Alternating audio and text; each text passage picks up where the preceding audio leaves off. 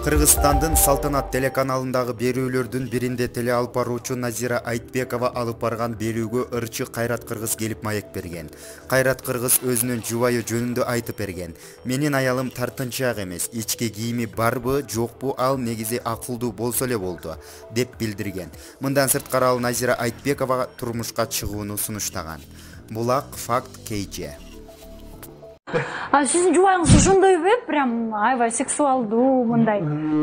Өтө бескомплексно айтып атпайбы? Ал жанында турсии барбы, турсии жокпу? Мындай это не имеет значения, да? Анан самое главное, чтобы нормально сүйлөп, башы иштеп туруш керек, да, самое главное. Анан мен эмне кылайын, Эмнеге ти? Кимге? Мага ти? Сен жаратпай атпайсызбы анан?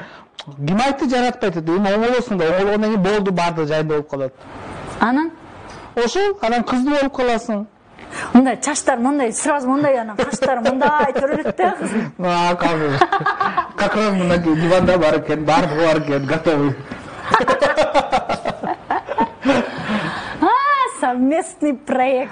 Совместный проект.